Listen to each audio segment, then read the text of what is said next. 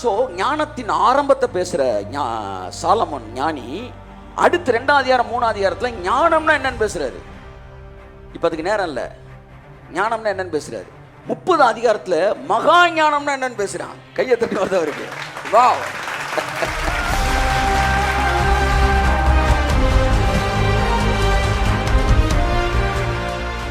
ஏற்கனவே இன்னொருத்த முடிச்ச வேலையில் வாழ்ந்துகிட்டு இருக்கு.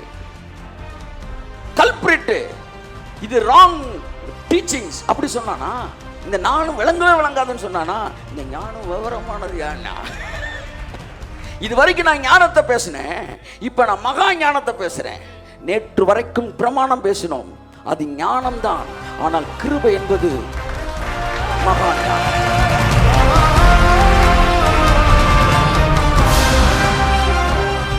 டக்குன்னு போய் ஒரு காற்றை அழிப்பண்டா அப்படின்னு சொன்னோன்னா அத்தனை வெட்டுக்கிளிக்குள்ளேயும் அப்படியே அந்த இன்ஸ்பிரேஷன் உள்ள கிளம்பினோன்னா அப்படியே கிளம்பி அப்படியே பறந்து போய் லீடர், அதாவது எழுத்தின்படி இயங்குகிறது அல்ல, நாம் இயங்குகிறவர்கள் அல்ல, நாம் ஆவியின்படி இயங்குகிறவர்கள்.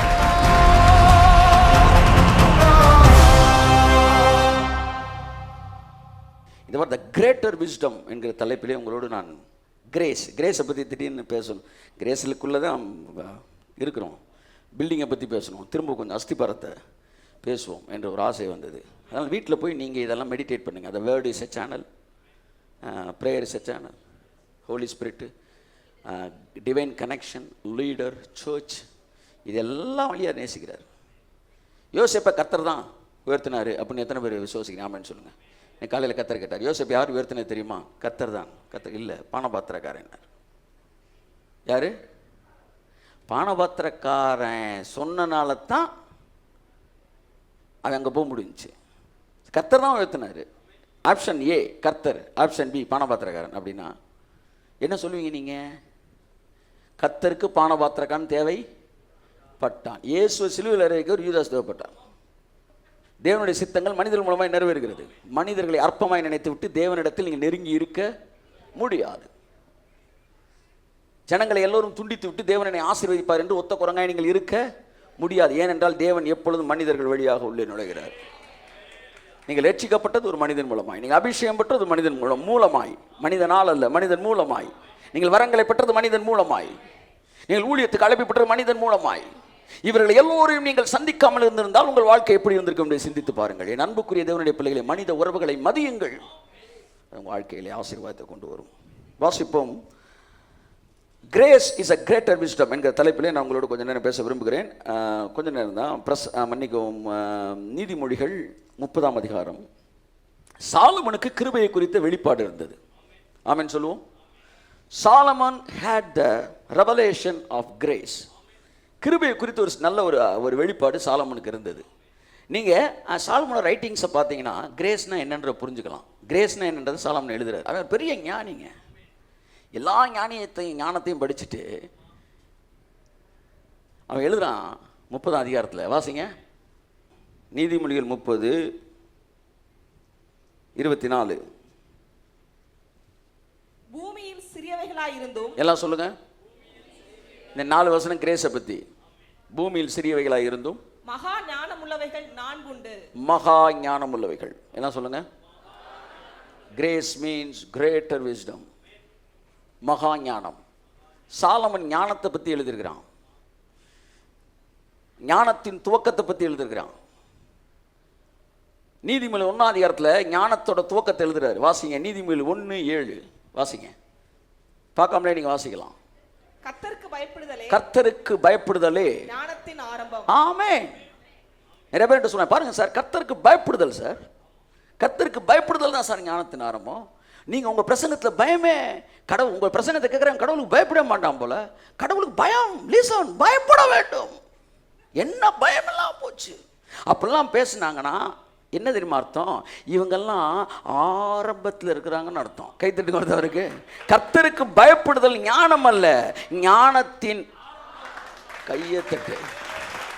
Fear of the Lord is not wisdom, it is the beginning of wisdom. கடவுளுக்குள்ள நுழையிறான் பாரு, அவனுக்கு தான் கொண்டு போடு வர்ற கர்த்தர், கண்ணை நோண்டிட்டு வர்றா அப்படின்னா பிகினிங் ஆஃப் விஸ்டம். எல்லாம் சொல்லுங்க. ஆமென்.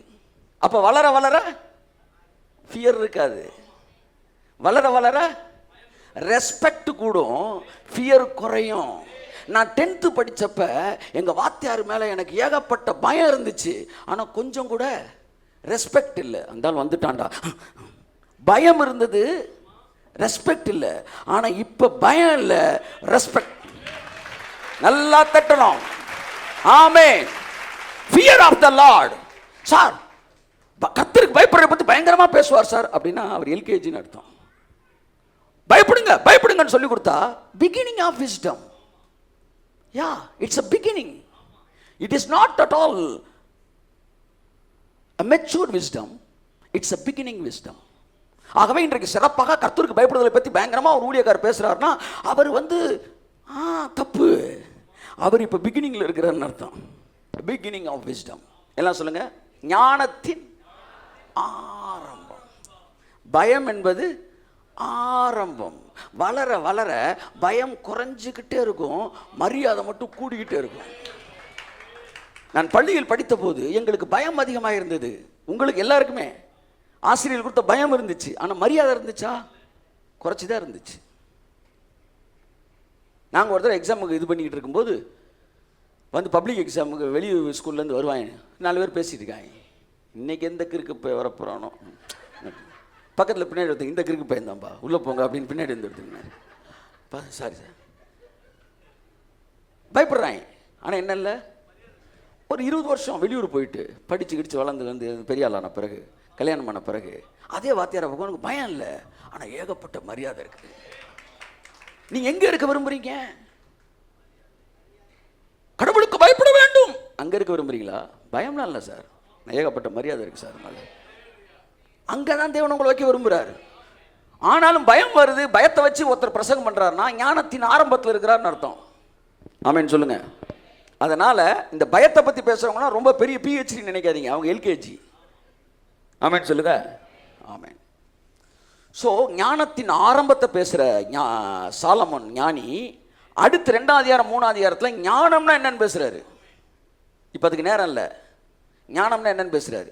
30ஆம் அதிகாரத்தில் மகா ஞானம்னா என்னன்னு பேசுகிறான். கையை தட்டி வருதவருக்கு. வா, இங்கே 4 உயிரினங்களை பற்றி பேசுகிறான். மகா ஞானம் என்ன சொல்ல வரான்? வாசிங்க. அவையாவன அற்பமான ஜந்துவாய் இருந்தும் கோடை காலத்தில் தன் ஆகாரத்தை முன்கூட்டியே சேர்த்து வைக்கிற எறும்பும், அடுத்து சத்துவமற்ற ஜந்துவாய் இருந்தும் பலவீனமான ஜந்துவாய் இருந்தும் தங்கள் வீட்டை கண்மலையிலே தோண்டி வைக்கும். கண்மலையிலே ஏற்கனவே இருந்த அந்த கண்மலைக்குள்ள போய் இது வேலை பார்க்காம இருக்கிற அந்த ப்ரொடெக்ஷனுக்குள்ள இது போய் நின்று ஒளிஞ்சுக்கிட்டு குளிமுயல்களும், அடுத்து ராஜாவே கிடையாது, பவுஞ்சு பவுஞ்சாய் புறப்படுகிற வெட்டுக்கிளிகளும், அடுத்து தன் கைகளினால் வலையை பின்னி அரசர் அரண்மனைகளில் இருக்கிற வாடகையே கொடுக்காமல் அரசர் அரண்மனையில், ராஜா கட்டி வச்ச அரண்மனையில ஓசியில உட்கார்ந்து இருக்கிற சிலந்தி பூச்சியும் ஞானமானதல்ல. உழைத்து முன்னேறுகிறவன் அல்லது தன் உழைப்பு தன்னுடைய பிரமாணங்களுக்கு கீழ்ப்படிந்து ஒன்றை வாங்குகிறவன் ஞானவான் என்றால், இயேசு முடித்ததிலே இருக்கிறவன் மகா ஞானவான் என்று சாலமோன் சொல்லுகிறான்.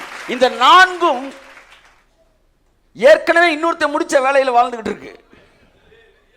கல்பிரிட், இது ராங் டீச்சிங்ஸ் அப்படி சொன்னானா?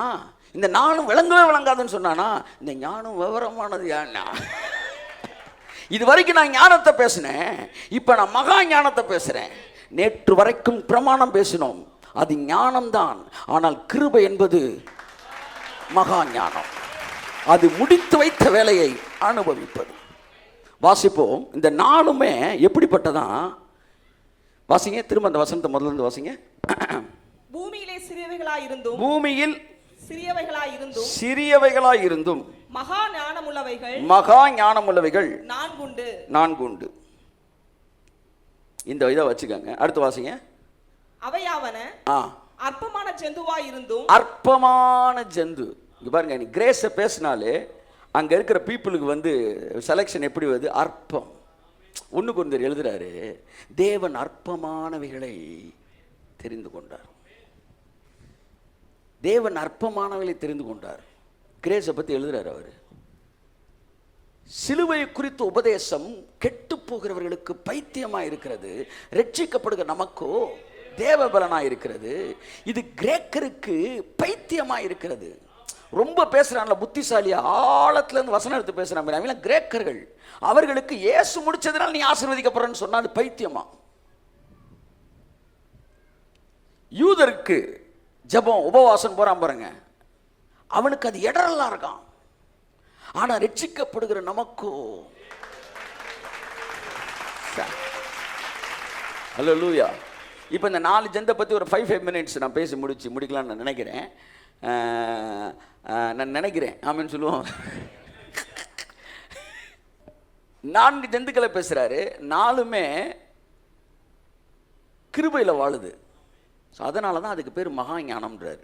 இப்போ எதை வாசிக்கலாம் அப்படின்னா, நீதிமொழி 30 முதலாவது தங்கள் கைகளினாலே, அது வாசிமா.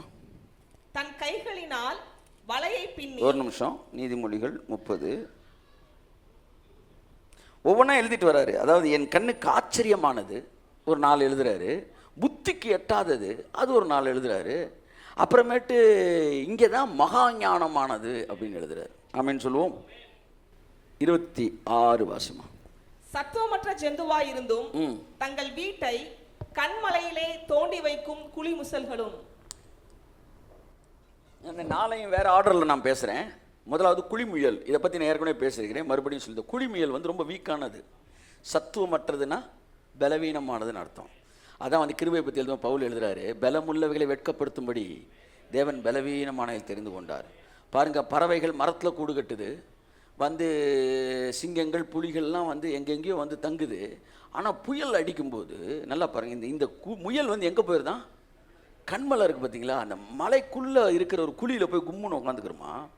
புயல் அடிக்கும்போது ஏற்கனவே சொன்னது போல் சிங்கம், புலி, காண்டாமுறை எல்லாம் அரண்டு என்ன செய்யுது? ஓடுது அங்கிட்டு இங்கிட்டும். ஏன்னா மிகப்பெரிய புயல் அடிக்கு. ஆனால் அந்த குழிமுயல் மட்டும் அப்படியே அமைதியாக உட்காந்துக்குது. ஏன்னா இது கட்டின வீடு இல்லை, அது ஏற்கனவே கட்டி இருந்த வீட்டில் இது போய் இருந்துருச்சு. இயேசு சொன்னார், என்னிடத்தில் வந்து என் வார்த்தைகளை கேட்டு அவைகளின்படி செய்கிறவன் எவனோ அவன் கண்மலையின் மேல் தன் வீட்டை கட்டின புத்தியுள்ள மனுஷனுக்கு ஒப்பிடுவேன். புத்தியுள்ளவன்னா அஸ்திபாரமே போடாமல் ஏற்கனவே போட்டிருக்க அஸ்திபாரத்தில் கட்டுறான். ஆமென் சொல்லுங்க. இந்த பில்டிங் நான் அஸ்திவாரம் போடுறேன், ஏன்னா அஸ்திவாரம் இல்லை நான் போடுறேன், இதுதான் சுய நீதி. ஆனால் இயேசு முடிச்சார் பார்த்தீங்களா, அது மேலே நான் நின்றுட்டேன்னா இது தேவ நீதியில் நிற்கிறேன். இப்போ நான் அஸ்திபாரம் போடலை, ஏனென்றால் போடப்பட்டிருக்கிற அஸ்திபாரமாகிய இயேசு கிறிஸ்துவை அல்லாமல் வேறொரு அஸ்திபாரத்தை போட ஒருவனாலும் கூடாது. ஸோ போடப்பட்டிருக்கிற அஸ்திபாரம் எது? இயேசு கிறிஸ்து சிலுவையில் முடிந்ததுன்னு பாருங்க. அது மேலே நீங்கள் கட்டினீங்கன்னா நீங்கள் புத்தி உள்ள. அந்த கண்மலை யாருன்னு 1 கொரிந்தியர் சொல்லுது, அந்த கண்மலை கிறிஸ்துவே. அப்போ இந்த குழிமுயல் வீக்கானது, காத்தெல்லாம் அடித்தா தூக்கிட்டு போயிடும். ஆனால் அது கும்முன்னு உட்காந்துருக்கு. இந்த 22 நாள் உபவாசம் போட்டவன்லாம் பரலோகத்துக்கு போயிடுவோமா ஆயத்தமா ஆன்னு பயந்துக்கிட்டே இவன் சொல்கிறான், உங்களை மாதிரிலாம் அங்கே ஜெபிக்கலை, ஆனால் கன்ஃபார்மாக நாங்கள் பரலோகத்துக்கு போகண்டான்றான். This is what the greater wisdom, மகா ஞானம். என் அன்புக்குரியவர்களே, இயேசு கிறிஸ்து சிலுவையிலே இந்த குழிமுயல் என்ன செஞ்சிச்சு? இருந்த கண்மலைக்குள்ள சேஃபாக தங்கி இருப்பது போல higher level protection. First higher level protection. சுயநீதியில் இருக்கிறவர்கள் இல்லாத அளவு பாதுகாப்பு தேவ நீதியில் இருக்கிறது. ஒருத்தர் என்கிட்ட கேட்டார், நீங்கள் தேவநீதி தேவன் முடிச்சிட்டார் நீங்களே, திடீர்னு நியாய தீர்ப்பில் உங்களை வந்து இப்போ நரகத்துக்கு அனுப்பிச்சிட்டாங்கன்னா என்னங்க செய்வீங்கன்னு கேட்டாங்க. சந்தோஷமாக போயிடுவேன். ஏன்னா தேவநீதியிலேருந்தே நான் உள்ளே வரலன்னா கட்டாயம் சுயநீதியில் நான் உள்ளே வந்திருக்க முடியாது. அது போகாத ஊருக்கு எதுக்கு வழி சொல்கிறீங்க? நீங்கள் போயிடுவீங்களா? உன்னால் மெடிக்கல் காலேஜுக்குள்ளே போக முடியலையே, பரலோகத்துக்குள்ளே எப்படி போக போகிற? பக்கத்தில் தட்டி சொல்லுங்கள். மெடிக்கல் காலேஜுக்குள்ளே போக முடியல. நான் கேட்குற, மெடிக்கல் காலேஜோட தரம் குறைந்ததா பரலோகம் தரம் அதிகமானதா? தம்முடைய தூதர்களிடத்தில் ஒரு குற்றம் கண்டுபிடிக்கிறாராம்.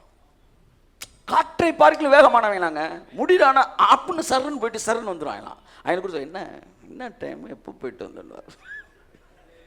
அவர்கிட்ட போய் நீங்கள் வேலை பார்க்க முடியுன்றீங்க. தம்முடைய தூதர்களிடத்திலே ஃபால்ட்டை கண்டுபிடிப்பார். பெர்ஃபெக்ஷனா அப்படின்னு வரான். அவர்கிட்ட போய் எப்படி உங்களுடைய சுய நீதியில எப்படி அவர் திருப்திப்படுத்துவீங்க? உங்கள் நீதி அழுக்கான கந்தையா இருக்கு. அழுக்கான கந்தை, அடுப்பு பிடிக்கிற துணி. இதை கொண்டு போய் இதில் ஒரு சட்டையை தைச்சு போட்டிருக்கேன்னு சொன்ன என்ன நினைப்பாரு? அப்படித்தான் உங்கள் நீதி. ஒன்றை புரிஞ்சுக்கங்க, தேவ நீதி என்பது, அதாவது தேவனுடைய ராஜ்யத்தில் என்னுடைய நீதி அல்ல. என்னுடைய நீதியை நீங்கள் எவ்வளவு தெளிவாக இருந்தாலும் அது அழுக்கானது தான். இந்த உலகத்தின் சிறந்த பரிசுத்தமான சொல்லுங்க, அவன் கர்த்தருக்கு முன்பாக அருவருப்பானவன். இதைத்தான் 1 கொரிந்தியர் அழகாக எழுதுறாரு பவுல். வாசிங்க 1 கொரிந்தியர். இந்த பூமியில் நீங்கள் அவர் பெரிய பேசுகிறோமே.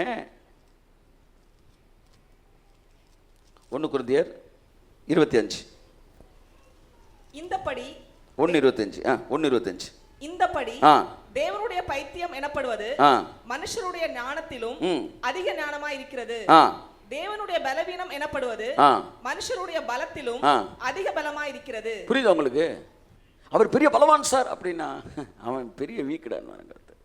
மனிதனுடைய பலத்திலும் பெரிய பலன் தேவனுக்கு பலவீனமா. இதனால தான் அந்த சாலமன் என்ன செய்யறான் பாருங்க, ஞானத்தின் துவக்கம்னா என்னன்னு எழுதுறான். Fear of the lord. Fear of the lord எல்லாம் சொல்லுங்க. இஸ் த சொல்லுங்க is the beginning of wisdom. Amen. அடுத்து ஞானத்தை பேசுறாரு. அதுக்கப்புறம் என்ன செய்யறாரு? மகா ஞானம் பேசுறான். அதுக்கப்புறம் பிரசங்கில் என்ன எழுதுறான்? பைத்தியத்தை எழுதுறான். பயங்கரமான ஆள் சார். ஞானத்தை எழுதுனான், ஞானத்தின் துவக்கத்தை எழுதுனான், மகா ஞானத்தை பார்த்தான், பைத்தியத்தை பார்த்தான், மதியனத்தை எழுதுனான், அம்புட்டை எழுதிட்டு சொல்றான். இந்த பைத்தியத்தை எழுதும்போது சொல்றான், ஒருத்தன் புத்தி யுக்தியோடு பிரயாசப்படுகிறான். எல்லாம் கஷ்டப்பட்டு உட்காந்து யோசிச்சு எல்லாம் செஞ்சு கடைசியில் அப்படி பிரயாசப்படாதிருந்த வேறொருவனுக்கு அதை அவன் கொடுத்துட்டு போயிடான். இப்ப பார்க்கிறான், இது என்னடா பைத்தியம். ஒருவன் புத்தி யுக்தியோடு பிரயாசப்படுகிறான், இன்னொருவன் அதை அப்படி பிரயாசப்படாதிருந்தும் அவனுக்கு கொடுக்கப்படுகிறது. இதை பார்த்த உடனே அவன் சொல்றான், ஞானமும் இந்த பைத்தியமும் ஒரே மாதிரி தான் இருக்கு. அப்ப என்னதான் செய்யலாம் சொல்றான், மனிதன் இவ்வளவு பிரயாசப்பட்டாலும் அவனுக்கு இளைப்பாறுதல் இல்லை. அப்ப உண்மையான ஞானம் என்பது என்ன? இளைப்பாறுதலே ஞானம். கையை தட்டுங்க. ஆமென் ஆமென். பிரசங்கில அந்த வசனத்தை வாசிப்போம். 2:21 கரெக்ட். ஒருவன் புத்தி யுக்தி நிதானத்தோடு பிரயாசப்படுகிறான். இவ்வளவு பிளான போட்டு வேலை பார்க்கறான். ஆகிலும் இது கிருபையை பத்தி பேசுறேன், கிருபையை பத்தி பேசிட்டு இருக்கிறேன். பைத்தியமானவர்களை தேவன் தெரிந்து கொள்கிறார். எதற்காக? நீங்கள் பிரயாசப்பட போதில்லை, அவர் பிரயாசப்பட்டதை நீங்கள் அனுபவிக்கும்படி உங்களை தெரிந்து கொள்கிறார். வாசிப்போம். ஆகிலும் அப்படி பிரயாசப்படாத வேறொருவனுக்கு, உங்க பேரை போட்டுக்காங்க. இப்படி பேசுவோமா? ஒருவன் இடத்த இயேசுனார் பேரை போட்டுக்காங்க. கர்த்தராகிய இயேசு கிறிஸ்து புத்தி யுக்தி நிதானத்தோடு வேலை செய்தார். ஆகிலும் அப்படி பிரயாசப்படாதிருந்த ஜஸ்டினுக்கு அவர் அதை சொந்தமாக கொடுத்தார். ஆமென். அவன் பார்க்கிறான், இதுவும் மாயை, பெரிய தீங்குமாய் இருக்கிறது. இதான் இந்த காலையிலேருந்து வேலை பார்த்தவன் குய்யம். ஏன்னா இவன் ஃபுல்லாக ஞானத்திலே வந்தான்ல. கடைசியில் என்ன சொல்றாரு? டே, ஞானத்தோட பைத்தியம் தான்டா பெஸ்ட்டுன்ட்டார். அப்போ நான் ஞானி, நீங்க பைத்தியம் தான் பெஸ்ட்டுன்னு கண்டுபிடிச்சல, அதனால நீ ஞானின்ட்டார். அதை கண்டுபிடிச்சான் பாருங்க, அதனால ஞானி. அதெல்லாம் சாக்ரட்டிஸ்ட கேட்டாங்களாம், நீங்க பெரிய ஞானி என்று சொல்லுகிறார்களே. இல்லை, நான் ஒரு பைத்தியக்காரன், சாதாரண நபர் தான். நான் ஒரு என்ன நல்ல வார்த்தை, நான் ஒரு பைத்தியம் தான் அப்படின்னு. ஒன்றுமே கிடையாது. மக்கள்லாம் உங்களை ஞானின்றாங்க. இல்லை, இதாங்க உண்மைன்னா. அப்புறம் மக்கள்லாம் ஏன் பைத்தியமாக இருக்கிறாங்க? அவங்கெல்லாம் தான் பைத்தியம் தெரியாதனால பைத்தியமாக இருக்கிறாங்க. எனக்கு ஒன்றுமே தெரியாதுன்னு தெரிஞ்சனால நான் ஞானி, தனக்கு ஒன்றுமே தெரியாதுன்னு அவன் தெரியாமல் இருக்கிறனால அவன் பைத்தியமாக இருக்கிறான். ஸோ ஏன் சாலமன் ஞானி தெரியுமா? பைத்தியம்னா என்னன்னு கண்டுபிடிச்சான். ரிஸ்கே இல்லாமல் வாழ்கிறதாண்டா வாழ்க்கை என்பதை கடைசி எழுதுறான். 23 வசனம் வாசிமா. கடைசி அவன் கண்டுபிடிச்சது தான். வாசிங்க. அவன் நாட்கள் எல்லாம் 22 23 சேர்த்து கூட வாசிங்க. சூரியனுக்கு கீழே மனுஷன் படுகிற எல்லா பிரயாசத்தினாலும் அவன் இருதயத்தின் எண்ணங்களினால் அவனுக்கு பலன் என்ன? இது ஃபுல்லா அந்த 22 நாள் உபவாச குறிப்பு. பலன் என்ன? அடுத்த வசனம். அவன் நாட்கள் எல்லாம் அலுப்புள்ளது. அடுத்து அவன் வேலைகள் வருத்தம் உள்ளது. ராத்திரியிலும் அவன் மனதுக்கு இளைப்பாறுதல் இல்லை. ஓ ரபா பாபா பாபா. ஆண்டவர் நீங்க நைட் வந்தா கூட என்ன ஏத்துக்க விட்டுட்டு போயிடாதீங்க. அவன் மனதுக்கு இளைப்பாறுதல் இல்லை, இதுவும் மாயை. எங்கெல்லாம் இளைப்பாறுதல் இல்லையோ அது எவ்வளவு பெரிய ஞானமாக இருந்தாலும் அது மாயை. எங்கு இளைப்பாறுதல் இருக்கிறதோ அது எவ்வளவு பைத்தியமாக இருந்தாலும் அதுதான் ஞானம். கரங்களை தட்டி கர்த்தர் நன்றி சொல்லுவோம். ஆமேன், ஆமேன், ஆமேன். கிருபை என்பது, நன்றாக கவனிங்க, நீங்கள் ஒரு அஸ்திபாரத்தை போடுவது அல்ல, ஏற்கனவே போடப்பட்டிருக்கிற அஸ்திபாரத்திலே நீங்கள் போய் உங்கள் வீடு கட்டுறது. அந்த அஸ்திபாரம் கர்த்தராகிய இயேசு கிறிஸ்து சிலுவையிலே செய்து முடித்தார். அந்த முடித்ததிலே மனிதன் வாழுகிறவன் மகா ஞானம் உள்ளவன். இங்கே ஒரு குளிமியலை பார்க்கிறான். இந்த குளிமியல் ஒரு அஸ்திபாரத்தை, ஒரு வீட்டை தனக்கு கட்டவில்லை, ஆனால் ஏற்கனவே இருக்கிற ஒரு கண்மலைக்குள் தன் வீட்டை வைத்தது. இதை பார்த்துட்டு இப்படி போய் இன்னொருத்த வீட்டில் இருக்க உனக்குலாம் வெக்கமா இல்லையா? உனக்கு வேற என்ன சொல்லுவாங்க, அறிவு இல்லையா, புத்தி இல்லையா, சொர்ணம் இல்லையா, இப்படி இன்னொருத்தன் கட்டின வீட்டுக்குள்ள இருக்கே, நீ முட்டாள் அப்படின்னு அவன் எழுதலை. அவன் எழுதுறான், அந்த முயல் மகா ஞானம் உள்ளதுயா. ஏன்னா அது கட்டினா என்னையா கட்டிட போகுது, அது என்னையா ஒரு வீடை கட்டிட போகுது. ஆனால் எவ்வளோ விவரமா இன்னொருத்தர் போட்ட வீட்டில் உள்ள இருந்துச்சு பத்தியா, அதுதான் விவரம்னா. அந்த விவரத்தில் தான் கர்த்தர் உன்னை என்னை வச்சிருக்கிறார். நாம் நம்முடைய அஸ்திபாரத்தில் அல்ல, இயேசு கிறிஸ்து சிலுவையிலே முடித்த அஸ்திபாரத்தில் இருக்கிறோம். அவர்கள் யார் முட்டாள்களா? அவர்கள் ஞானவான்கள், நீங்க மகா ஞானவான்கள். Higher level protection. அடுத்து ஹையர் லெவல் லக்ஸூரியஸ் லைஃப். வாசிங்க, தங்கள் கைகளினாலே, வாசிப்போம். தன் கைகளினால் வலையை பின்னி அரசர் அரண்மனைகளில் இருக்கிற சிலந்தி பூச்சியுமே. பாத்தீங்களா, இந்த சிலந்தி பூச்சி எங்க வீட கட்டுதான்? அப்படியே பார்த்துட்டு ராஜா அரண்மனை நல்லா இருக்கே அப்படின்னு போய் மேலே போய் கும்முன்னு என்ன செய்யுது, வீடை கட்டி அப்படியே உட்காந்துக்குது. இந்த பக்கத்தில் ரெண்டு செம்மாசம் என்ன வீசுவாங்க, வெண்சாமரம் வீசுவாங்கல்ல, அது அப்படியே கும்முன்னு. கிறிஸ்துவுக்குள்ளே நான் ஆசீர்வதிக்கப்பட்டிருக்கிறேன். எங்கள் வீட்டில் அப்படியே பார்க்குறேன், ஏசி பக்கத்தில் ஒரு சிலந்தி. நேற்று எழுதும்போது பார்த்தேன். நான் சொன்னேன், இந்த வீட்டுக்கு வாடகை நான் கொடுக்குறேன், நான் வெள்ளை அடித்து வச்சுருக்கிறேன், நான் ஒரு 20,000 ஏசியை கொண்டு வந்து மாட்டியிருக்கிறேன், கரண்ட் பில் நான் கட்டுறேன், ஏசியை போட்டு நான் தூங்கலாம், நீ பக்கத்தில் உட்காந்து ஃப்ரீயாக அப்படியே ஏசியில் தூங்கிட்டு இருக்கிறே, நீ எவ்வளோ விவரமானாலே. அது சொல்லுது, நீ எல்லாம் ஒரு ஆளாடா, நாங்கள் ராஜா அரண்மனையில் இருந்திருக்கோண்டான்றது. இந்த வாழ்க்கை தான் இன்னொருத்தர் கஷ்டப்பட்டு செஞ்சு முடிச்ச எல்லாவற்றையும் இலவசமாக அனுபவிக்கிறது. இந்த வாழ்க்கை தான் கிறிஸ்துவுக்குள்ளே நீங்கள் நீதிமான்களாக இருந்து தேவன் செய்து முடித்த சகல ஆசீர்வாதத்தையும், ஆபிரகாமின் ஆசீர்வாதங்கள் இந்த அடிமைக்கு கிடைத்ததையா. அங்க நிக்கிறீங்க நீங்க.